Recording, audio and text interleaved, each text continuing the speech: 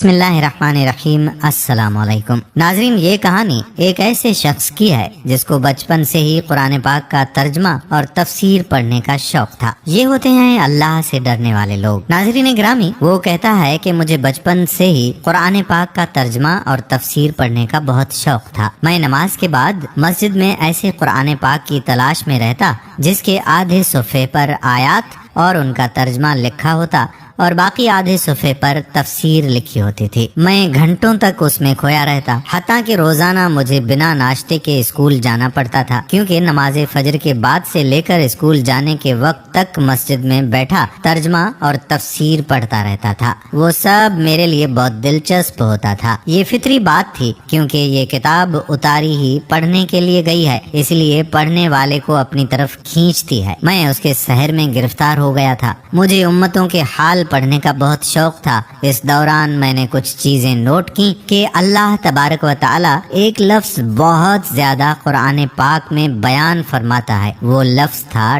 डर। उस लफ्ज की कुरान पाक में बहुत बार तकरार की गई है। डरने वालों से मोहब्बत का इजहार किया गया है। डरने वालों के लिए जन्नत है। डरने वालों के लिए जहन्नुम की आग से आजादी है। डरने वालों के लिए दुनिया में इज्जत का ऐलान भी कुरान पाक में मौजूद है। डरने वालों के लिए रोटी रोजी का भी कोई मसला नहीं है। डरने वालों के लिए अजाब से भी निजात थी। डरने वालों के लिए हर डर खत्म कर दिया गया था। यानी डरने वाला दुनिया में किसी से नहीं डरता। डरने वाला कब्र में भी नहीं डरता। डरने वाले को ना ही हशर का डर और डरने वाले को हिसाब किताब का भी कोई डर नहीं था। मुझे ये बात बहुत दिलचस्प लगी और बहुत ही कीमती गुर की बात लगी। मुझे एक बहुत बड़ा शॉर्टकट मिल गया था। आमतौर पर मिसाल दी जाती है कि जो डर गया वो मर गया, लेकिन यहाँ मामला था उल्टा। जो डर गया वो बच गया। ये बहुत गहरी राज की बात थी जिसने बचपन से ही मेरे जहन को जकड़ लिया। मुझे ये समझ आ गई कि डर में सब कुछ है। डर में इज्जत है, डर में दौलत है, डर में रिस्क है, डर में आफियत है, डर में मोहब्बत है, डर में खुशी है, डर में जीत है, डर में सुकून है,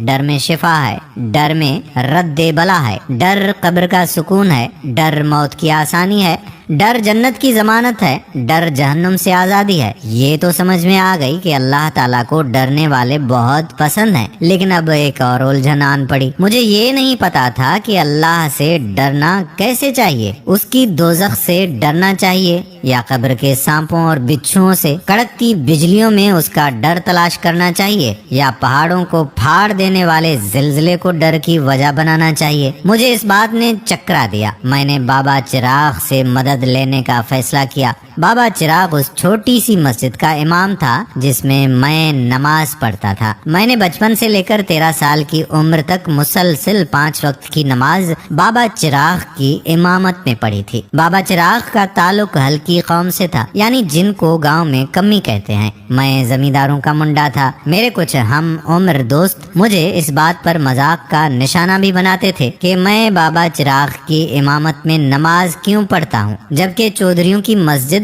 दूसरी थी। वो बहुत बड़ी मस्जिद थी, लेकिन मुझे ये छोटी मस्जिद अच्छी लगती थी, क्योंकि इस छोटी सी मस्जिद से मुझे अल्लाह से मोहब्बत हुई थी। बंदा अपनी पहली मोहब्बत और वो जगह जहाँ महबूब से मोहब्बत होती है कभी नहीं भुला सकता। बात मुख्तसर करूँगा। मैंने बाबा चिराग से एक दिन डरते डरते सवाल किया, बाबा जी ये अल्लाह से कैसे डरते हैं? उस वक्त मस्जिद में हम दोनों मौजूद थे। बाबा चिराग आंखें बंद किए तस्बीह के दानों पर कुछ पढ़ रहा था। मेरी आवाज सुनकर बोला कि तू गया नहीं? मैंने कहा बस ये गल पूछनी थी, इसलिए रुक गया। वो मुस्कुराने लगा। मुझे बाबा की ये मुस्कुराहट बहुत पसंद थी। पूरे पिंड में इतना प्यारा कोई नहीं मुस्कुराता था। कहने लगा, तू मुझसे डरता है? मैंने कहा हाँ। कहता, किस बात की वजह से मुझसे डरता है? क्या तू मेरी मार से डरता है? मैं सोच में पड़ गया। मैंने कहा, बाबा तुमने कभी मुझे मारा और झिड़का ही नहीं, लेकिन मैं डरता हूँ कि अब तो इतनी शफकत और मोहब्बत से पेश आता है, मुस्कुरा कर बात करता है। मेरी किसी गलती पर आप मोहब्बत और शफकत खत्म ना कर दें, बस यही डर आता है। उसने मेरे सर पर प्यार से हाथ फेरा, मुस्कुराते हुए कहने लगा, अल्लाह का डर भी ऐसा होना चाहिए। ये डर होना चाहिए कि कहीं वो नाराज ना हो जाए, शफकत और मोहब्बत वापस ना ले ले। हर वो काम कर